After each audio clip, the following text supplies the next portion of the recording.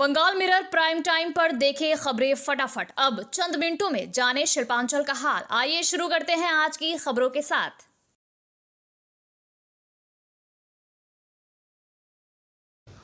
इस न्यूज के title sponsor है Hayat palace world class banquet hall.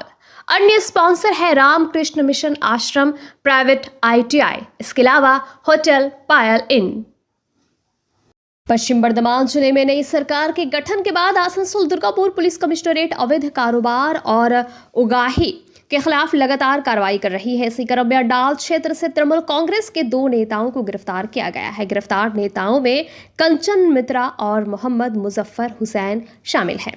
दोनों पर आरोप है कि अंडाल, पांडेश्वर और फरीदपुर थाना क्षेत्र के विभिन्न ECL कोयला खदानों में DO होल्डरों और कोयला कारोबारियों से अवैध वसूली की जा रही थी। शिकायत के आधार पर पुलिस ने पहले दोनों को हिरासत में लिया और बाद में गिरफ्तार कर लिया। शनिवार सुबह उन्हें दुर्गापुर अदालत में पेश किया गया, जहां अदालत ने 14 दिनों की न्यायिक हिरासत का आदेश दिया। बताया जा रहा है कि ये कार्रवाई रानीगंज कोल ट्रेडर्स एसोसिएशन की शिकायत के बाद की गई। एसोसिएशन ने अंडाल थाने में लगभग 1 दर्जन लोगों के खिलाफ नामजद FIR दर्ज कराई थी। आरोप है कि कोयला लोडिंग और उत्खनन के नाम पर कारोबारियों से जबरन वसूली की जाती थी और पैसा नहीं देने पर कोयला उठाव में बाधा डाली जाती थी।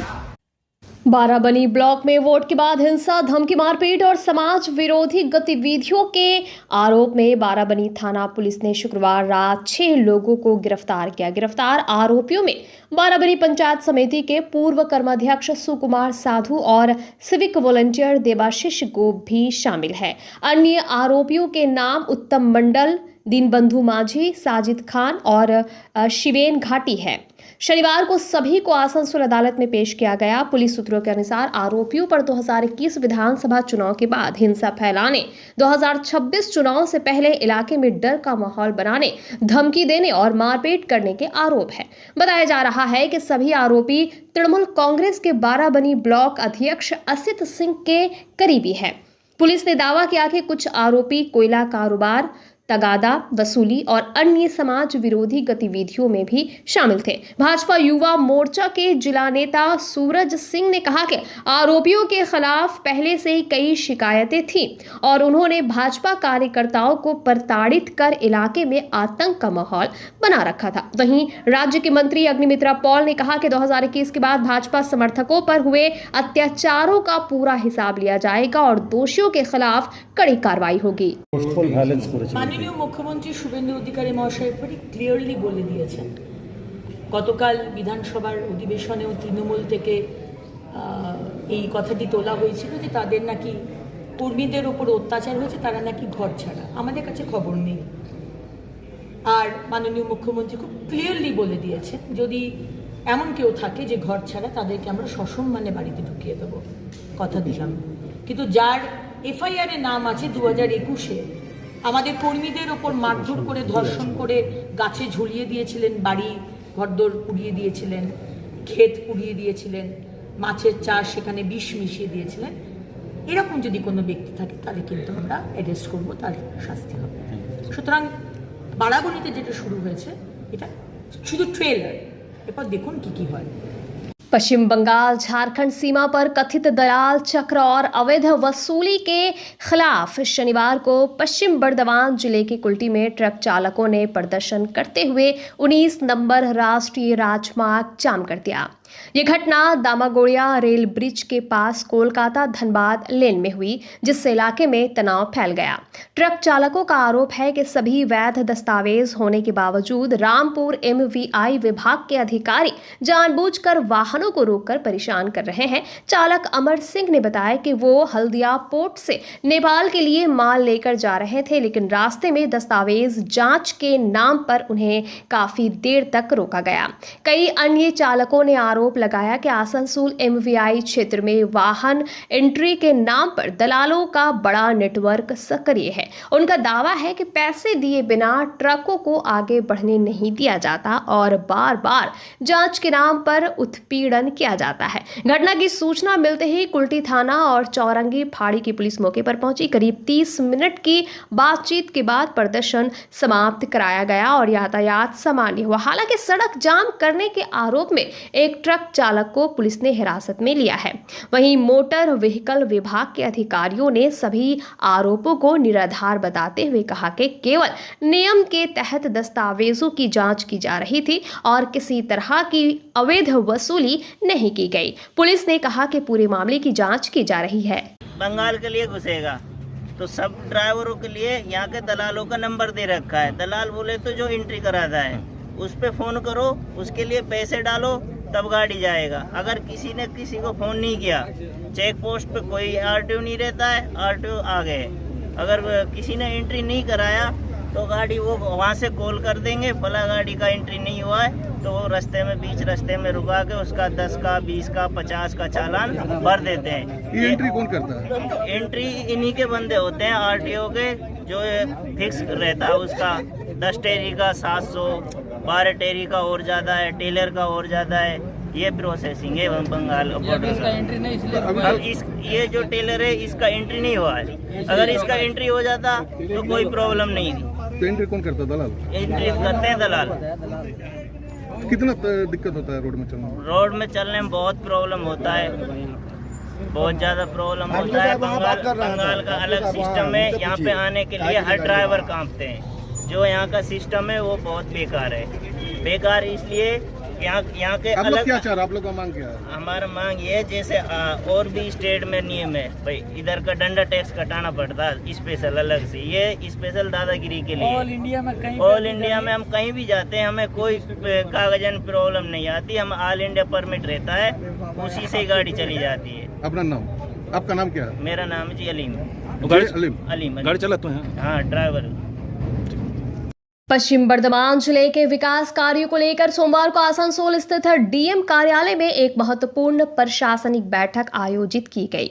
बैठक में राज्य की महिला एवं बाल कल्याण, नगर विकास और नगर मामलों की मंत्री अग्निमित्रा पॉल, जिलाधिकारी एस फर्नाबलम, जिले के 9 विधानसभा क्षेत्रों में 8 के भाजपा विधायक तथा विभिन्न विभागों के वरिष्ठ अधिकारी मौजूद रहे। बैठक में जिले के सभी विधानसभा क्षेत्रों में सड़क, पेयजल, स्ट्रीट लाइट और अन्य जन सुविधाओं के विकास कार्यों को तेज करने पर चर्चा हुई। मंत्री अग्निमित्रा पॉल ने कहा कि डबल इंजन सरकार बनने के बाद पश्चिम बंगाल सहित पश्चिम बर्धमान में भी विकास कार्यों की गति बढ़ेगी। उन्होंने बताया कि प्रशासन और जनप्रतिनिधियों के बीच बेहतर समन्वय बनाकर लोगों की समस्याओं का त्वरित समाधान करना सरकार की प्राथमिकता है। जिलाधिकारी ने बताया कि बैठक में एडीएम, एसडीओ, बीडीओ सहित अन्य अधिकारियों ने भाग लिया और विकास से जुड़े विभिन्न मुद्दों पर चर्चा की गई। साथ ही 18 मई से 25 मई तक आयोजित होने वाले जन भागीदारी प्रचार अभियान को लेकर भी विस्तार से चर्चा हुई, ताकि अधिक से अधिक लोगों को इस अभियान से जोड़ा जा सके। বিভিন্ন দপ্তরের আধিকারিকের সাথে মিটিংটি হয়েছে, যেখানে প্রত্যেকটি দপ্তরের যে বিষয় যেগুলো আমরা এতদিন কাজ করতে পারতাম না, জল, এত জলের সমস্যা, রাস্তা, স্যানিটেশন, বিভিন্ন যে আমাদের কেন্দ্র সরকারের যে প্রকল্প, প্রত্যেকটি বিষয় নিয়ে আমাদের আলোচনা হয়েছে এবং এরপরে ডিটেল যে আলোচনা সেগুলো আমরা এক একটি বিধায়ক সেই দপ্তরের আমরা নাম্বার নিয়ে নিয়েছি। প্রত্যেকটি দপ্তরের বিডিও বলুন, যিনি মেন আছে তিনি বলুন, এডিএম বলুন, বিভিন্ন সবাই এসেছিলেন। তাদের একটি নাম্বারের লিস্টও আমাদের দিয়ে দেওয়া হচ্ছে এবং কোনো রকম কোনো মিসকমিউনিকেশন যাতে না হয়, সবাইকে লুপে রেখে সুন্দরভাবে, যেটা এতদিন বলে এসেছিলাম, ডাবল ইঞ্জিনের সরকার, উন্নয়ন হবে। এবার দেখুন আসানসোলবাসী, বাংলার মানুষ যে উন্নয়ন কাকে বলে, এবার দেখতে থাকুন। ছিলেন কি কাজ চলছে, মানে এখন কি অবস্থায় আছে, এটা নিয়ে ওনাদেরকে বলা হলো। ওনারা নোট করলেন, ওনারাও ওনাদের কিছু জায়গায় সাজেশনগুলো অথবা কিছু জায়গায় কিছু পাবলিক গ্রিভেন্সগুলো ওনারা জানালেন, ওটা আমরা নোট করলাম। মূলত এই প্রথম মিটিং একটা সকল আধিকারিকদের সঙ্গে একটা পরিচয় করে দেওয়ার একটা উদ্দেশ্য ছিল। আর সেকেন্ড উদ্দেশ্য ছিল যে কাজ চলছে গুরুত্বপূর্ণ কাজ, সেটা কোন পর্যায়ে আছে আর কি কাজ আমরা করতে চাইছি এটা জানিয়ে দেওয়ার একটা ছিল। আর থার্ড একটা ছিল ওনাদের কিছু বলার ছিল, আর ওনাদের একটা পাবলিক গ্রিভেন্সগুলো কিছু জানালেন, ওটাই আমরা নোট করলাম। মূলত এগুলো নিয়ে আলোচনা হলো सब। आसनसोल के रेलपार इलाके स्थित जहांगीरी मोहल्ला पुलिस फाड़ी में शुक्रवार रात भारी बवाल और तोड़फोड़ की घटना सामने आई। आरोप है कि धार्मिक स्थल पर माइक नियम लागू कराने को लेकर विवाद के बाद उग्र भीड़ ने पुलिस फाड़ी पर हमला कर दिया। घटना में फाड़ी प्रभारी उज्जवल साहा समेत कई पुलिसकर्मी घायल हुए, जबकि कई वाहन और सरकारी दस्तावेज क्षतिग्रस्त हो गए। स्थिति को नियंत्रित करने के लिए भारी पुलिस बल और केंद्रीय बल को तैनात किया गया। उग्र भीड़ को हटाने के लिए लाठीचार्ज और आंसू गैस का इस्तेमाल करना पड़ा। करीब 1 घंटे बाद हालात पर काबू पाया गया। इस मामले में शुभेंदु अधिकारी ने सख्त रुख अपनाते हुए कहा कि अब तक 15 लोगों को गिरफ्तार किया गया है और सरकारी संपत्ति को नुकसान पहुंचाने वालों से हर्जाना वसूला जाएगा। पुलिस सीसीटीवी फुटेज के आधार पर अन्य आरोपियों की पहचान में जुटी है। आसनसोल दुर्गापुर पुलिस के डीसीपी सेंट्रल ध्रुव दास ने बताया कि मामले की जांच जारी है। वहीं भाजपा विधायक कृष्ण नंदू मुखर्जी ने घटना को प्रशासन को चुनौती देने की कोशिश बताते हुए दोषियों के खिलाफ कड़ी कार्रवाई की मांग की। राज्य के मंत्री अग्निमित्रा पॉल ने भी घटना की निंदा करते हुए कहा कि कानून के खिलाफ किसी भी तरह की गतिविधि बर्दाश्त नहीं की जाएगी।